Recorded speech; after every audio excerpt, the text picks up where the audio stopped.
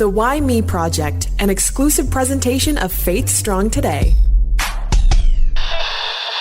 I know that we've heard this and, we shake our head every time we hear something that it's said, and it's a new year, a new you, where we're going to become better versions than what we were the year before, which in all honesty, I don't think that that's legit. Yeah. 1 year, my resolution was just to eat more junky food and work out less. And honestly, year end, I felt great. That's literally my life, each and every year. That's my New Year's goal. Less stress. But as we're in the midst of a January and coming up on Monday is known as a Blue Monday and the most depressing day of the year, I feel like we need to do things in order to get ahead of that. Yeah, I agree. Mental health is so important. And especially this time of year, I mean, if you are in the northern part of our lovely country, Canada, you don't see a lot of sunlight. And that also impacts our ability to be positive and to have like that good optimistic look out when you are going to work and it's dark and you're coming home when it's dark. So everything seems to be impacting us these days in this season. So not to put too much pressure on our guest for this week, but we're going to talk a lot of things, mental health and trauma. And I think trauma will be kind of one of those trigger words. Evan Owens, my friend, how are you? I am good. Happy to be here. Evan, we like to ask this skill testing question because we never know where it's going to go. And that is, who are you and where did you come from? Where did I come from? I came from my mother. I was born. No, I'm just kidding. So I grew up in Cincinnati, Ohio, down here in the States. And kind of an interesting little story. I grew up in the country first and then moved and went to an inner city high school. And so kind of grew up in the inner city area of Cincinnati and went to school there and then moved down to Tennessee, where I was doing music for a few years here in Nashville. And then, and that's what brought me down here. And that's where I live now, is outside of Nashville, Tennessee. So if you hear a little Southern accent, I apologize. I'm trying to hide it. I'm working on it. Hey, don't. We love it. I mean, okay. Nashville sometimes feels like a second home for us. Okay, nice. Yeah. We've been here my wife and I have been here for about 23 years now. So, nice. It's home now. So you grow up in Ohio and you country boy to an inner city kid, if you will. What was how old were you when you did the transition? Well, it was kind of interesting because the school that I ended up getting into is a school that's kind of a unique school. It's called Walnut Hills High School. And anybody who is from Cincinnati knows that it's kind of a unique place. It's a special school, but it's in the roughest area called Evanston, over the Rhine area in Cincinnati. And so I'll never forget, like, my first year, it's a 7th through 12th grade school. It's about 2,300 students. And I remember pulling up and my dad was going to drop me off for school on the first day. And I remember looking over and there was these dudes sitting on the hood of a car. And I remember thinking, like, I wonder whose dads they are. They're pretty young. And then all of a sudden they grabbed their backpacks and went into school. And I realized, like, I am not in the suburbs or in the country anymore. This is real now. And so, I was like the only white dude that played on my sports teams pretty much everywhere. My nicknames were, cream filling or, Twinkie or, some type of white reference. So that's how I grew up. So that was it. How hard of a transition was that for you? When you're young, you don't really have anything to compare it to. And when you're 13, everything is the worst thing in your life, right? I mean, everybody's got so much drama. So for me, I would say the hardest part for me was how difficult the academic rigor was. It was you had a test to get into the school and some other stuff. So it was a public school. You didn't have to pay for it, but you had to test. And so academically, it was super hard. And then also just from my particular worldview, being a person of Christian faith, I was one of only maybe 2 or 3 people in the entire school who sort of subscribed to that worldview. And so that was also challenging. I kind of, grew up in a minority setting, really, in the terms of I was a minority, which is a unique upbringing. And I'm really grateful for it because now I'm friends with people from every walk of life you can possibly imagine. And I don't feel weird being close to them.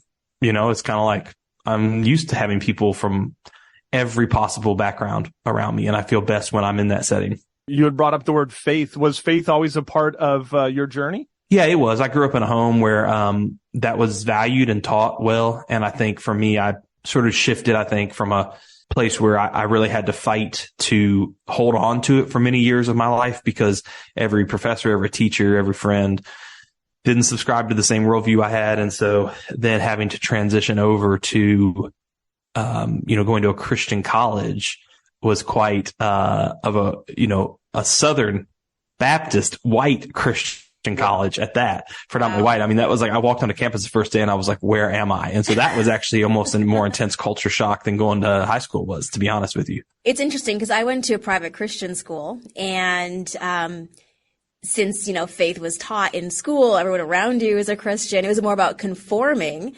And so once you got released into the world, you're so used to conforming. And now suddenly you haven't had your foundation challenged. So it sounds like you are, though, like prepared for that next phase, and that you knew without a doubt your faith, like you were able to have that challenged. Yeah. And my parents, lots of stories there, but one thing that they did do that I hope people to do with my kids is they did a really good job of running towards difficult conversations.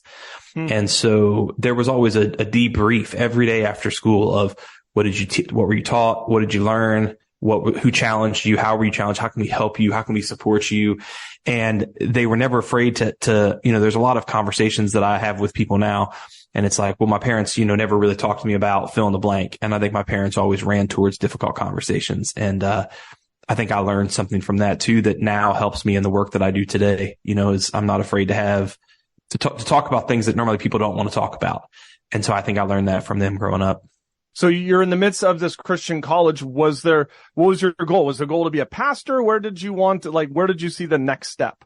What kind of kept me out of trouble is I always had a knack for music. And so I started writing songs when I was like 6 and did music all through high school, and, ended up getting a little scholarship to go to a school down here, Belmont University, and started off, doing performing and songwriting, things like that. And so that was my goal, was to make it in the music industry, as is, nobody else in Nashville really had that same idea. That was unique to me. Yes, so unique. And so, but I got closer than a lot of people do, and, got to get a front row seat to it in a lot of ways. And, was a songwriter for a couple of years, had a little publishing deal, and then got fired and needed a job, and didn't want to write songs anymore, and realized kind of how shallow and fragile that industry is. And I hate to say it this way, but I was newly married, and my wife, she was at Vanderbilt still, or at Belmont, finishing her degree, and she was about to get her first job at Vanderbilt, at medical center. And it came pretty clear that I had to choose if I was going to provide and let her finish out her school and do that, or if I was going to continue to chase this dream. And I loved her more than I loved the dream. And that was the first time I'd loved something more than the dream, including maybe even the Lord.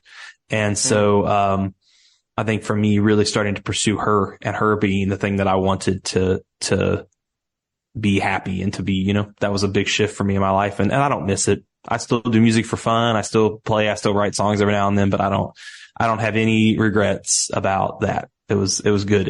And I think it served its purpose in my life and kept me away from a lot of really bad things. You could have been the next Toby Mac. Yeah. Yeah, no, I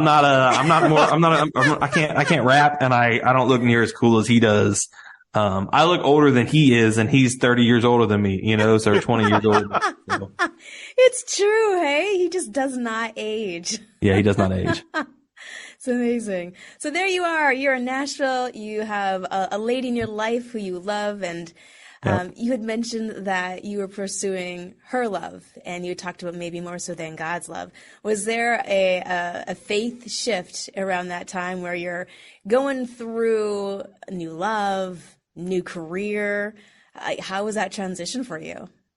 Yeah, I think that there comes a place for everybody in their faith journey where they go from it being really their parents' faith that they believe to being their own faith that they own, and that they say, this is something I made a choice for. And I think for me, God always had his eye on us and on me. And so I ended up going from that music career into a startup company that was building websites. And at this time, this is like revolutionary. We're building websites. This internet thing, we weren't even sure if it was going to make it. Right. Still don't. So, right. And so we began doing that, and, I began working for this small startup company, and lo and behold, the company grew and grew and grew. And I ended up becoming the CEO of that company and built it for many years. I was there for 11 years, almost 12. And, towards the end, and this whole time I'm still walking in my faith and happily married, and we've got a son on the way, and life is good. And then all of a sudden in the company, we lost, 4 or 5 customers in a matter of about 60 days that represented like 60% of our overall profit for the year. And so I had just relocated people from another state. They'd moved to here to work for us. And all of a sudden now I'm laying them off, and I'm saying, all these feelings, and my reputation in the community took a hit, and people who I thought were my friends are now talking behind my back saying, that company's about to go under. And almost, I think, secretly, I think jealousy, sometimes we rejoice when people fail. And so I think that there were some people even rejoicing maybe that was happening. A series of just really, really, really, really tough things happened in my life. And so that's really the first time I ever had my first kind of suicidal ideation, found myself in deep anxiety, deep depression, feeling like I had failed myself, failed my wife, failed everyone else. And I think that's where really the metal of my faith began to be tested.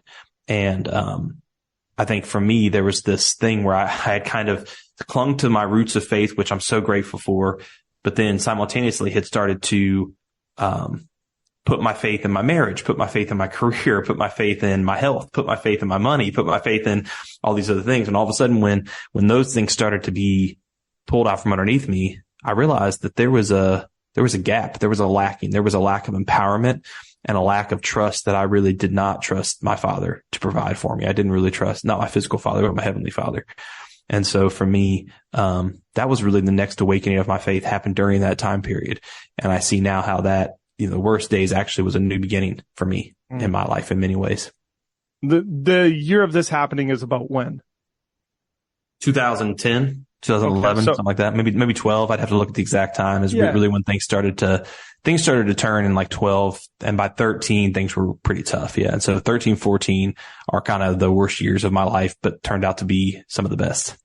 Because it's funny, more funny, ironic, because we talk about depression, we talk about mental health. And I mean, that's less than 10 years ago, but that's actually something we really didn't talk about a ton. It's only in the last few years that I feel like the talk of mental health has more, been front of mind, if you will. How do you then deal with something like that as somebody who is wanting to move forward, but not necessarily, you don't know where to turn? Yeah. Well, I think for me, there were 3 lies about our identity. And if we look at mental health symptoms, a lot of times our focus as humans is always to focus, including my own at this time. I wanted to get rid of the symptoms, whatever it took, get rid of these symptoms. A lot of times what we are unable to do at the moment is to say, okay, but what's feeding these symptoms? What's the root causes of some of these symptoms? And sometimes it is, a physiological response to some external input sometimes. But in my life, what I started to find is, there were lies that I had believed about my identity. I had believed that my best days were behind me. I had believed that I was what other people thought of me. I had believed that I was what I could do, or what I could do for others. And so these 3 lies permeated my being. And suddenly when those 3 things were bad, all of a sudden, instead of just feeling guilt and conviction, I started feeling shame that I was bad, right? Not just that I had done some bad things and failed other people, but now I was a failure. And so when you start translating that, so all of a sudden that was feeding my fear, feeding my anxiety, feeding my depression, feeding my suicidal thoughts, feeding all these things. And so for me, I had to start digging down into some of these root issues. And I think that for so many others that maybe like myself, I think in that moment, you're not really able to process all that in its entirety, because it's just so much. But like for me, I mean, I can think of other examples where I felt, embarrassed and regret. I felt abandoned and neglected and rejected by people that I needed in my corner during that time, that I looked around and people who had been like my allies for so long, all of a sudden, like they were gone. Yeah. And that pulled up roots from traumas I had dealt with in the music industry, where when I lost my publishing deal, I looked around and all my friends who wanted to co-write with me, suddenly, guess what? They didn't return my calls anymore because I wasn't signed anymore. And they only wanted to write with signed author, and so it reminded me of those roots. It reminded me of what it was like to feel alone and neglected and rejected by my peers in high school, and how they would make the jokes about me being the only white player on the team. And I would laugh along, but secretly it just made me feel more isolated. And so all those kinds of things, you could see how all this time, and what I like to say in my life, at least, is when Satan found a trail and it worked and he was able to get to his destination of my heart, he made it his single goal that over the long haul to turn that thing into a 5-lane highway. And I can look back now and see how there was just a widening of the trail for a decade or more, just slowly widening it. And, and it was too much for me at the time. There was too much traffic coming towards me. By the time that was a 5-lane highway, I had too much stuff coming in. And so I had to do a hard reset. How does one do a hard reset? Well, I think for one, I had to start being radically transparent. My wife at the time, and I'll tell kind of a cool story in a little bit, but my wife at the time, she started calling out the lies that I was believing really directly. Yeah. I had to start practicing radical transparency. I had to start making dramatic life changes. I had to change the status quo. I couldn't keep doing the same things anymore. And so for me, I had to leave my career ultimately. I had to change my group of friends. We had to move. There was a lot of things that we did, that by a lot of people's standards would seem crazy, but the only way I knew I couldn't build, I couldn't build higher on the foundation that was there because the foundation was faulty. So I had to move and build a new foundation and find that foundation again. And I had to get rid of some of those things that wanted to be like, but you can still take this with you for the new foundation. Like, no, you can't. That's got to go too. And so that was what it looked like for me. I don't know what it looks like for others, but that's what it looked like for me. I appreciate that you have already started that conversation about mental health being a symptom of other things. Only as of late, that's been part of the conversation. It's like, let's treat your mental health. But it's one of those only illnesses where it's just all the symptoms of layers and layers of complexity or trauma. Right. It's interesting because if you were to go to like my parents' generation and say the word trauma, for example, let's just use the word trauma. Like if I was to say to them, like, tell me something traumatic that happened to you. Yeah. Like my dad would maybe talk about something in Vietnam. Yeah. And that's probably about it. But yet today, if you went to a 20-something and said, tell me something traumatic, like they would be able to say something from the last 6 months. Yes. And then something from the 6 months before that. And I don't think that's necessarily because this generation's a bunch of pansies and needs to suck it up, which I think could be, some listeners might feel like that's the truth. And maybe that is the truth. I don't know. I don't have enough years yet. I'm getting closer though. I don't have enough years yet to feel quite like that. But I think that, we look at how the vernacular has changed, like the language has changed so much that we used to say, we were worried or stressed or afraid. And now we say we have anxiety. We used to say that we were really sad or devastated. And now we say we have depression. We used to say that we had been through a really, really difficult time. And now we say like a really traumatic time. And so what we've done is we've changed language from things that used to be part of the human experience. And now we've given them clinical words that are diagnosed illnesses that need to be fixed. And so rather than seeing difficult times as something to be embraced and as something to grow and learn from, we now see it as something to be avoided, treated, and medicated. And so when that starts to shift, when our language shifts, our behavior follows. And so the same with me as I began to say bad things about myself, I began then to behave in ways that followed what I was already saying and believing. Does that make sense? Oh yeah, absolutely. It's a very interesting season, I guess, or time in our culture where you could say, oh, that separation, and it could have been like moving to a new school. It was traumatic.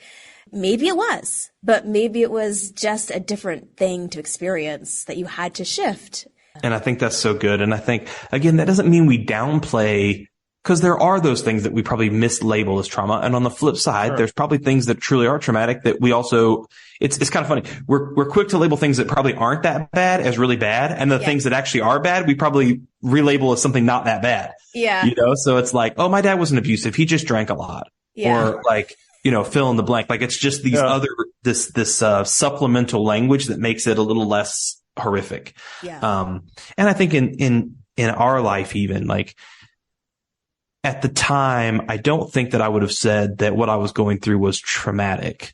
And I'm still not sure I would say that it was, that the actual loss of my job, et cetera, was traumatic. I would say that the betrayal by some of my close friends, that felt traumatic. Yeah, that did feel traumatic. I think it definitely has taken me a long time to rebuild trust, with people.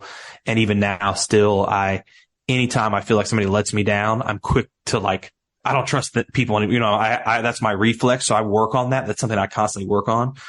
But yeah, I think it starts with just sort of a shifting of identifying like, okay, whether this is traumatic or not, what is the outcome of this experience going to be? And I think that begins to change the conversation a little bit. And we constantly run into people who are dealing with different things, different forms of trauma, and that, like we've addressed today. At Totally. what point did you and your wife then start doing Reboot Recovery?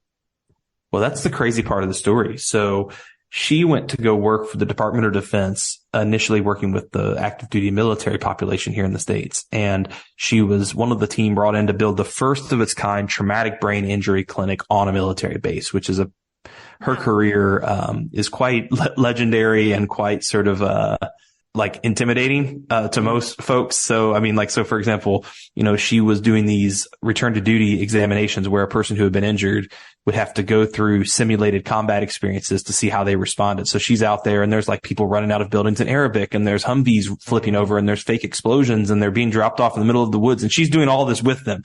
Meanwhile, I'm like building websites for a living, right? So, I mean, you think about like the difference. Like I come home and she's like, how was your day? And I was like, oh, the website was late launching. It was super stressful. And she's like, oh, well, we had a guy who became suicidal in the lobby and had to talk him down for 4 hours. I mean, it was like, my life doesn't really matter. It's kind of, like not really, but I mean, that was sort of a joking feeling.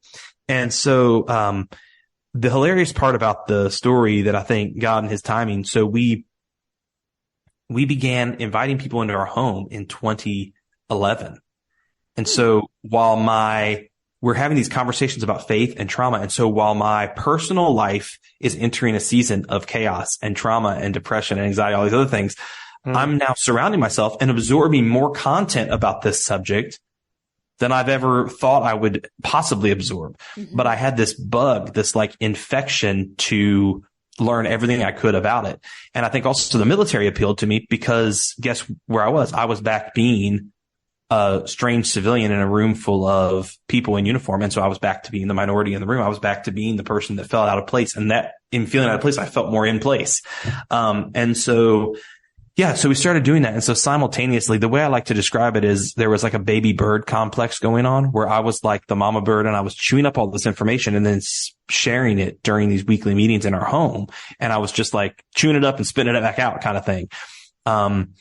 And for whatever reason, it was working for them. And yet I continued to I had these weeknights that were awesome, but my work days were so terrible that it became like this, like highs and lows extreme. And that wasn't very sustainable for very long. And I only did it for about 2 years at that pace, until, we got to where we were leading 3 or 4 reboot groups, a week. And that's a lot. And, that's meeting every night. So that's like every weeknight. And it got to the point of severe burnout and compassion fatigue and everything else. And so, that's when everything kind of came to a culmination all at the same time. And that would have been like 2013, 2014. So. That's a lot to process and to go through for one individual. And yet here you are. You are still a part of this ministry and you guys are still helping so many people. What were some of the things that you did to heal so that you could continue your ministry? It's kind of amazing because I think for me, like the thing about baby birding it, chewing up and spitting out is that you're malnourished as the bird because you're not absorbing anything. And I think that for me, that started to happen. And so I think the first thing that I started to do was sort of understand the gift of limitations, that I am a limited creature and a limited being, and embracing those as God-given gifts as opposed to challenges that need to be overcome, that need to be pushed through. So that was the first thing. The second thing is that I really embraced a shifting in my personality that had already been happening for a long time. It had been happening where I had been shifting towards being more of an introverted person. I think for years I was this sort of extrovert, had to be the center of attention. And I think that, I had noticed it like all the way back in like 2007, 2008, that I found myself wanting more time with just me or just me and my wife or just me and my kids, and, not wanting to be the center of the room, just not even really wanting to even really be in the room at all. And, I think embracing that was a huge gift. So like I used to go to all these events and handshake and meet all these people to grow the business. And I haven't been to an event like that in probably 7 years. And I have no desire to go to them. And being okay with that and not feeling like, oh, I'm letting down, I'm a failure and I need to, so that's another thing. I began to really embrace worship as a necessary part of, my prayer life, and recognizing that, other people had words that could sometimes really help me. and to be able to use those instead of focusing on the volume and the number of friends that I had, focusing on the depth of the friendships that I had. And so I took 3 or 4 friendships that had been around a long time. Instead of trying to find new friends, I invested much more heavily in the friends that had been there all along. And that has been a game changer for me. And so with your ministry, where do you guys go from here? What does it look like now from homes to what's been going on? Oh, that's a great question. Yeah. So what Reboot Recovery does is we offer peer-led trauma healing courses. We have programs for veterans, first responders, and anyone else. And we've got about 350 locations around the world right now, a bunch of different countries, different languages, things like that. And they're all faith-based courses, but they're all led by everyday people. And so our vision is that we get really big by being really tiny in lots of different places. And so we want to have these leaders and say, hey, you've lived through some stuff. You've learned from some things. Now help lead other people through it. And we'll give you the tools, the systems, the training, the know-how, all that curriculum, all that stuff to be able to do that in your local community, whether that's your church, your sports team, whatever it is. For us, that continues to be the sole focus. And so whether it's the book that we have written or like we just went on this big tour with Brandon Lake, a music artist, like no matter what it is, it's all about identifying and saying, hey, you either can give help or you can get help. And we're looking for both people today. So whether that's a person who's going to say, you know what, I want to use some of my story. And maybe you say, well, I haven't even been through something that traumatic.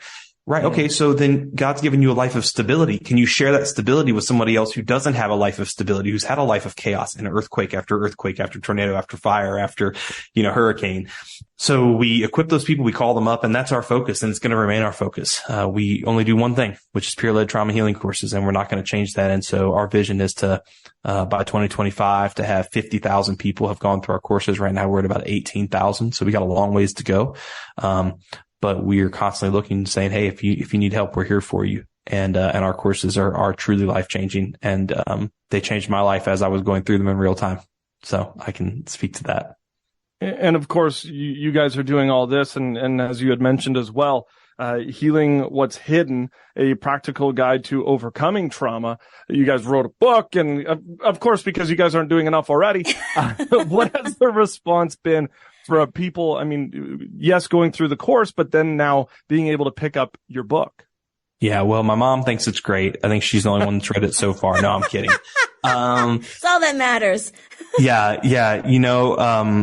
It is Toby Mac's favorite book. Perfect. He just doesn't know it yet because he hasn't read it. Yeah. But when he does someday, he's going to love it. I just know he is. No, the book, it's funny. I'll just say, we had been talked to about writing a book at some point, and I never wanted to do it just because, I mean, bluntly, like, there's been so many times when I've been feeling like I'm drowning, or when I've seen a friend of mine who's drowning and like a Christian person or somebody runs up and hands him a book called Learn How to Swim and walks away. Yes. And it's like nothing is less helpful than that sometimes. So for me, I was like, I don't want to be that guy who's like, here's a book called Learn How to Swim. Good luck not drowning, and walk away. Yeah. I always wanted to be the person that's like diving in with my clothes on, being like, I'm in here with you. You're not going to drown. We got it, you know? Mm-hmm. And so I always kind of like stiff armed this book idea. And then I had this crazy sort of thought of like, when I was in like junior high school, how these dudes would come up to you all the time on the streets and hand you like these mixtapes. Those of you who remember, it's a cassette tape. Those of you who are listening don't know what it is. They would hand you a mixtape and they'd be like, yo, check this out. And if you like it, you can go to the show. It's going to be Tuesday night at XYZ Club. Mm-hmm. And they were giving out like the greatest hits of whatever their mixtapes were from them and their buddies they had put together. And so I started thinking like, well, we've got all these different curriculums. What if really the book could be like a mixtape that we were giving out to people that we could use as a tool to say, hey, here's some of our greatest hits from some of our other courses. Let this be an on-ramp for you. Let this be something that whether you're going through a situation or you know somebody who is, that can give you some training, listen to this, absorb this information, and now you'll feel ready to either dive deeper into what you need to do, or you'll be ready to help that other person who needs to go through something. And so when I shifted my perspective on what the goal of it was, and I started saying like, I don't have to become like this Christian influencer, which just really like nauseates me, that concept. Like, I don't have to, like, because in my brain, it was like, well, if you write a book, you kind of start to sell out that way. Like, that's who you start to become. Mm-hmm. And now I think once I shifted it to be like, no, this is me like out in the streets, handing out my mixtape to people saying, hey, if you need help. And that's what it's become. And that's what led to the Brandon Lake tour. Is that night we were able to give out hundreds of books every night to people who opted in and just said, hey, we want a book. And we would say, like, here's a mixtape, go listen to it. I hope it blesses you. And then afterwards connect with us. And we've had 1,000+ people register for courses, already since that tour ended. And, the books, it's sold, books are going to sell what they're going to sell. I don't really care. We've given away probably about as many books as we've sold. And that's awesome. And I'm super proud of that. And that's not something I'm ashamed of. And I think the publisher's happy. So that's all that matters. Yes. And so, yeah. And I think so for me, that's how the book came about, Healing What's Hidden, a practical guide to overcoming trauma. And, it's a book that's broken down into 60 micro little sections. So you can read it once, but reference it often. And that's how so it's super manageable, super practical. It's quite funny, actually. A book on trauma that has a lot of humor in it would not be something you would expect. But, and it's not autobiographical. We don't really tell our story in it at all, hardly. I think there's like one section that tells our stories, and everything else, is about other people and what we've learned from them. We were talking about the generation, if we're in our generation, what are we called, Holly? Are we We're Xennials. Xennials, whatever we are. We're a and then there's like the boomers. What's the new, what would our kids be considered? They're the Gen A's? I don't even know. Anyways, the whole point of my question though, is there a way that we could teach our kids about trauma, or teach our kids, because it was something that we didn't get talked to. The next generation got it a little more. Should we as parents be doing something different? There is. Yeah. First, run towards the difficult conversation. We work with a lot of young people, and let me tell you that young people are desperate for an adult to stand up in the room and be an adult for once. We have way too many adults acting like children, and the teenagers are basically having to be the adults in the room, and they're doing a bad job at it. So first thing is be the adult, run towards the difficult conversation, whether that's in your youth group, an individual, whether that's with your own kids. If you see it, run towards it. They will embrace the fact that somebody had the courage to have that difficult, brave conversation with them. They will welcome it, right? Number 2 is teach our kids to avoid the 4 default responses to trauma, which we talk about in the book. In one of the chapters, we talk about how the 4 default responses are deny, cry, numb, and run. These are the 4 default responses that if we just kind of remain on autopilot through life, when we encounter difficult seasons, we're going to deny that it's having this deep impact on us. We're going to cry, meaning we're going to have these emotional outbursts and overreactions. We're going to numb. We're going to get into something that probably is a distraction or a substitute. And then we're going to run, which is when that numbing agent stops working, we're going to run to a new one, and then a new one, and a new one. And we'll spend our whole lives running from thing to thing, which is the least productive way to spend your time. And so, even with my kids, like all the time, and you don't say those words to them necessarily, but I'll ask them a question like, what impact do you feel like this had on you? How did that change you, or how did that impact you? Like that question right there is helping them not deny that it did have an impact on them. Right. And then I'll say things like, how did that make you feel? Or did you feel this when that happened? And then the last thing I'll say is teaching our kids to use specificity of words when it comes to their emotion. A lot of us as human beings, we suck at clearly articulating what the emotion is we're feeling. We say something like, I just feel sad. Yeah. Well, that's not really what you feel. What you really feel is embarrassed or neglected or misunderstood or something like that. And so, it's difficult to sort of be a parent and really speak to that unique way that child was wounded if they are hunting and pecking for the word, and we just guess and say, okay, sad. We don't feel sad, when they didn't really feel sad. They felt alone, or they felt, and so if we can get to the specificity of the words, then we can get to the specificity of the solution. Does that make sense? Absolutely. It's those iceberg emotions. Totally right. I'm angry. Well, why are you angry? Right. I'm sad. What's behind the thing? I'm happy. Yep. You hit the nail on the head. And I've heard so many people talk about how, especially as like North Americans, we're just really bad at things like our emotions, grieving. Totally. We're just not very in tune with how we are truly feeling. And so those questions are so important, even for us to ask ourselves. I feel mad. Right. Why am I yelling at the car in front of me while I'm driving? Not that I would ever do that. But why do I feel like this? I feel inconvenienced. Totally. So it's such a great question to ask everyone in our lives, because we need to do better. Absolutely. Okay. So this is the Why Me Project podcast. As you reflect throughout your life, and clearly you've been through a lot, were there any moments that stand out to you as a why me moment? I'll say good and bad why me moments, right? I mean, I think there's a lot of times when especially in the type of work we do, where you literally see the work is sometimes the difference between life and death for someone, literally with suicide, especially. It's difficult for me when I feel like we're working as hard as we humanly can. We're doing it all right. And we feel like God is blessing other people who do less effective work in audiences that's not life and death. And they're getting all the money. They're getting all the prestige. They're getting the big media opportunity. They're getting the big corporate partnership. They're getting the big exposure thing, whatever it is. That always goes to, well, God, why me? Why not me? Why is it me that you keep not blessing in this way? Like and I think that complaining, that spoiled brat child comes out in me. It's like he gave me this, and this, but I wanted that too. I wanted the golden goose for Christmas kind of thing.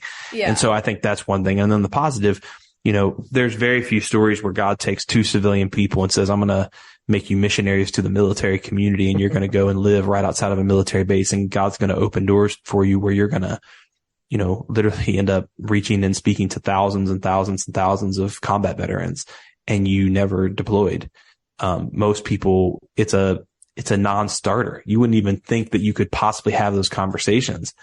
But for whatever reason, God said, Evan and Jenny, this is something I have for you, and is the most humbling, unstrategic plan in the history of, like, you're going to go to the base and you're just going to walk up to people and start having conversations. And that's still what we do pretty much, just at a bigger scale. And so, yeah, I would say, why did he choose us? I have no idea. And that's a question. That's probably the first question I'll ask the Lord when I get to heaven. It's like, why, Yeah. But yeah, so that's it. That's the why me question, I suppose. See, that wasn't too tough. Yeah. You says you. Yeah. But I do think one quick thing too, I'll just say about the why me questions. Trauma always catalyzes a conversation about faith. And it usually starts with why them or why me or why now. And all of these are really spiritual questions, right? I mean, those are all really spiritual questions. And what I try to help trauma survivors reframe the why questions, I found that the why questions a lot of times don't have answers that we'll know this side of heaven. So what I try to do is help people reframe the why questions into how questions. So instead of why did this happen, to say, like, how can I make this something that benefits others and myself? Or how could I heal from this? Or what do I need to do? So, like, choosing a different first word to their question instead of the why question, which I know goes against the start with why phenomenon. But I found when it comes to human emotions, starting with why is not always that short of a distance. It's sometimes you don't know why with why did it happen? Now, why did I feel this way? Those are better. But if you're trying to get to the origin of things, you don't always know. Why did this girl get raped? Why did this guy die in a car accident? Why did this person, whatever it is, like, we don't know those things. And so it's not super productive for them to spend a lot of energy on that. Let's focus on the how and the what and the when. That's kind of what we try to do. It's interesting that you bring that up, though, because when we first started this over 5 years ago, it started with the why, and over the years, talking to a number of people, it has moved to how can we move from the why me's to the hows, the what's, and the when's. So you bringing it up kind of just is what we're learning over this amount of time as well. Totally. Yep. Mm-hmm. Well, the man could have been a Toby Mac. He almost started Google, but now he helps out a ton of people at Reboot Recovery on the Insta, at Evan and Jenny Owens as well. Evan, we appreciate you taking some time and sharing your heart. I could have never been Toby Mac, and I didn't start Google, but those are the most funny. I'm going to tell and introducing myself that way to everyone. Brother, this has been good. This is good. Thank you all so much. What a blessing. Despite it being Blue Monday coming up, it's still one of the interesting things that I was reading about, Holly. Like, suicide is the second leading cause of death between those ages 18 to 39. And I just think that we need to continue to have conversations about mental health and helping people who are in need. Yeah, absolutely. I mean, I feel we came from the generation that was tough it out, you'll be fine. Oh, walk it off. Yeah. And now we're learning so much more about emotions. And I think that is really the important part, is when you can understand what you're feeling. And sometimes it takes time. If you can realize that sometimes you'll have multiple feelings. Sometimes I'll say, how are you feeling? To my daughter's like, excited and scared. And then we'll try to allocate it. I'm 90% excited, but 10% scared. So I'm going to lean into the excitement a little bit more. Having those conversations makes those emotions feel not so overwhelmed. So you're not hitting that highway, as Evan had mentioned, of everything coming at you. And then, the devil using those large highways to get to our mental health and to our hearts. So many good analogies. Mm-hmm. I know. I was taking notes. So many good clips. You can check those out on our YouTube channel. We'll try to pull something and put that there for you. And of course, we're on all the socials. Twitter, Facebook, Instagram. Mm-hmm. You had mentioned YouTube, in which you can like and subscribe. There's also do the reviewing thing, because the more reviews makes our numbers jump up or something. Yeah, exactly. So your favorite podcast platform, look for Why Me Project. Yeah.